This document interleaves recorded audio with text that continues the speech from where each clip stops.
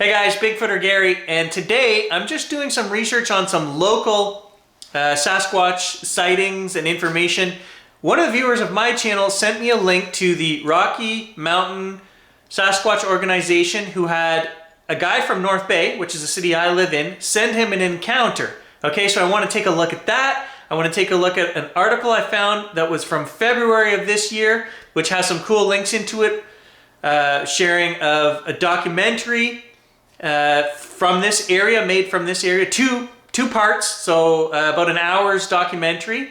We'll talk about that, and then I'll show you guys the actual Bay Today article, and there's some other links to like Sasquatch, Ontario, and things like that. And I just want to check out local stuff because it seems like I've been missing out. So join Gary as I do some research and share some cool stuff for you guys to check out.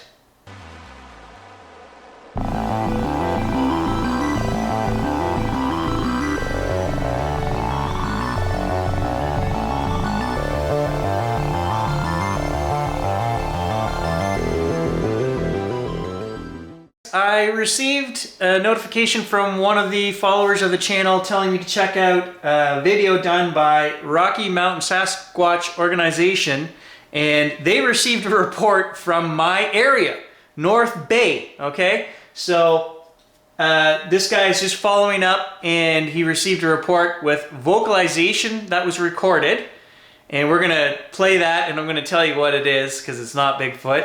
But he also has a sighting account, and I'll just let him tell you the sighting account that was reported to them, because I find this awesome that it was right in my area, and he doesn't say specifically where, so I can't get an exact idea, but it was in August, in midsummer, in our region.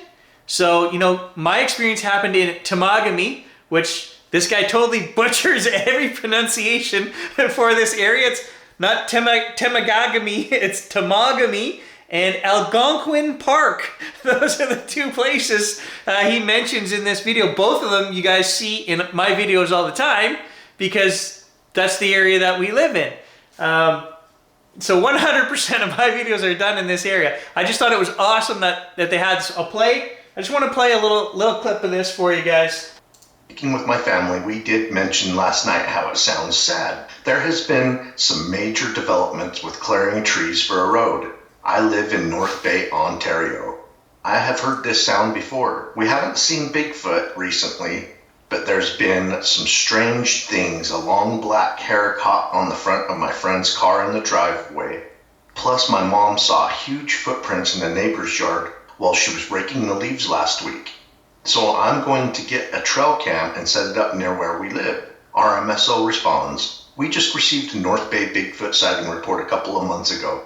The guy said it was around 9 feet tall. It stared at him from 30 feet away, sniffing the air before opening its mouth and taking a deep breath. It happened on the southeast side of North Bay near Algonquin Park. Algonquin.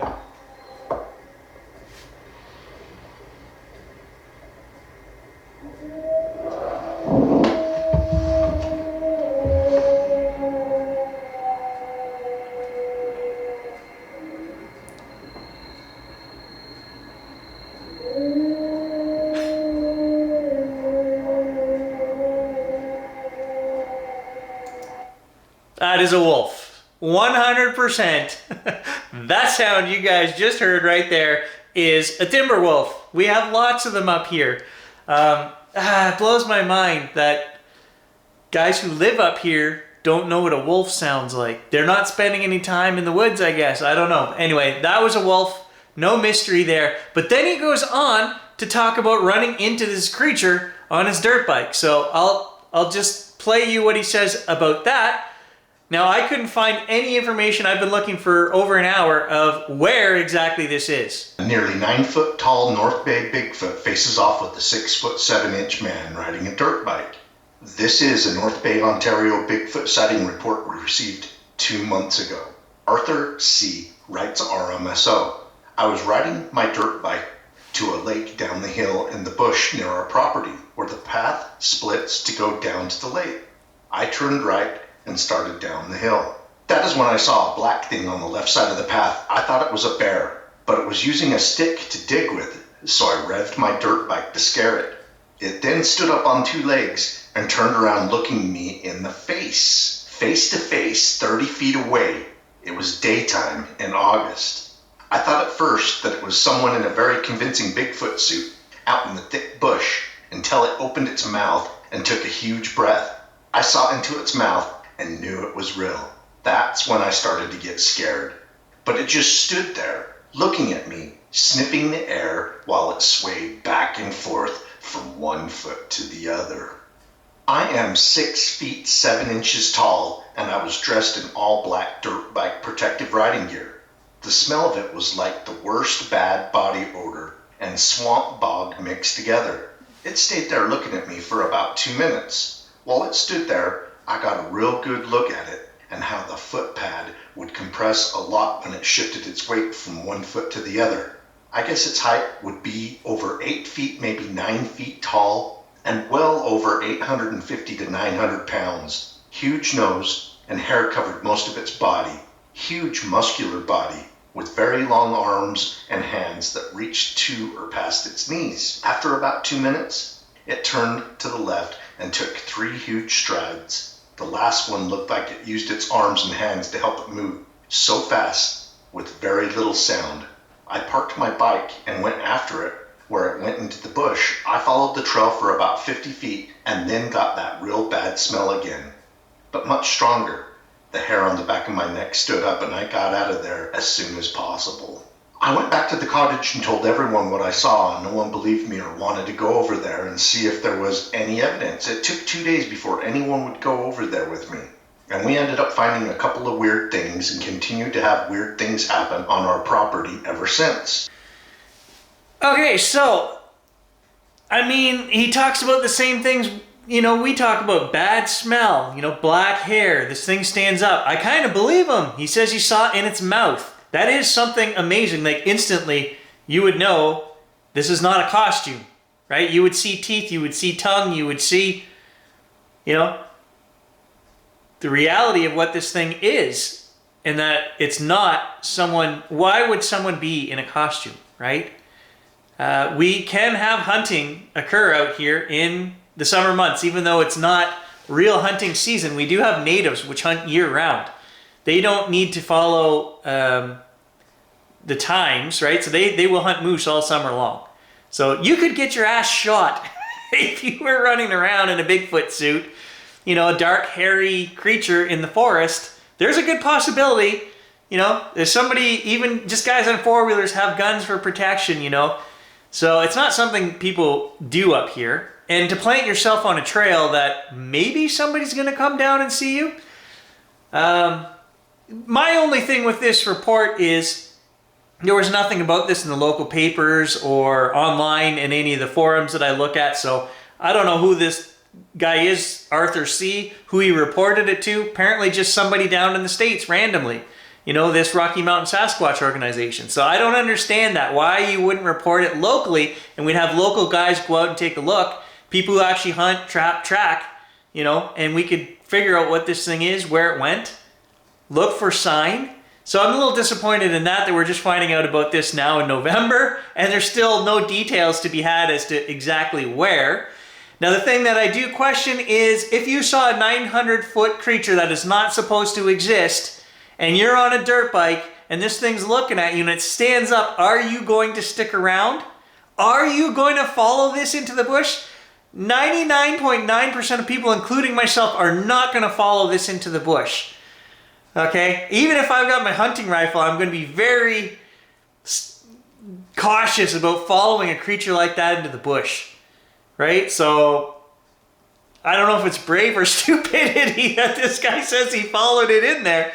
And at 6'7", you might make a good Sasquatch mate, buddy. So you better be careful. But I mean, I do believe that this guy saw something, just the way he talks about the mouth. He describes typical Sasquatch, shifting its weight, seeing the pads of its feet. There isn't anything that we can say, hey, it didn't happen. I just wish we had heard about it sooner. Anyway, that's the report that we got. The first part, the wolf howling, which was recorded at a separate time. Nothing to do with Bigfoot there, but as for the encounter itself, we can't argue that. We weren't there, right? So that just adds credence to the fact of what I'm doing here in this area, North Bay, Temagami, Algonquin, you know, this region. We do get sightings. It's not that uncommon. Sooner or later, we're going to have a run-in and we're going to get something on film. I know it. Okay, so I did actually find a link to the written portion of this report from Rocky Mountain Sasquatch Organization. And I just want to read one paragraph to you because, again, he touches on something that we talk about on my channel. And he also gives me a clue as to which town he lives in. And it's probably not North Bay. It's probably a town a little bit south of North Bay, which we've been to many times. Arthur continues, this is near North Bay, Ontario, Canada. I have found 4 teepee-like structures on our property and a whole lot of trees that are bent over and held back by 2 different trees or twisted and broken trees 6 to 8 inches around and about 6 feet high, broken near the forest where my encounter was. There are several different types of mushrooms growing in the forest floor with berries growing on the outside of the forest. We drive our ATVs and dirt bikes on the trails in the forest near our town. They lead all the way over to Algonquin Park. And in the first paragraph there, he says near North Bay. So to me, I know where this is. It's not North Bay, it's south of North Bay. It's going to be probably Chisholm or Powassan. The backwoods, which I take you guys to all the time. We metal detect out there. We actually do photography out there. And that's where my wife was born and raised. So the woods out there, that's the only trails that lead to Algonquin. So I'm pretty sure I know the rough idea of where this guy is. Not North Bay, but very close. Because I want to try to get a hold of Arthur C. Okay? So I live in North Bay and have been on more than a few excursions. I myself had an experience in Temagami many years ago and had submitted a report to the BFRO. You can find it in their database. It's too bad Arthur did not contact me at the time of the sighting, as this is what we do here on my channel. As for the vocalizations, that is 100% wolf. We have coyote, hybrids, and timber wolves here. So sorry guys, LOL, that is not a sad Bigfoot, just a lonely timber wolf. RMSO, if you have Arthur's contact information, get him to give us a shout. Would love to go to the site of his encounter and discuss it with him, Gary. So we'll see if Arthur gets a hold of us. I mean, hey, how many Arthur C's can there be in North Bay? Probably more than you'd think. There's 50,000, 53,000 people here, so I know an Art. His last name does not start with C. Anyway, hopefully, maybe we'll just throw an iron out there in the fire. Maybe he'll get a hold of us and we'll have somewhere to go and check out an actual sighting in our area. Fingers crossed.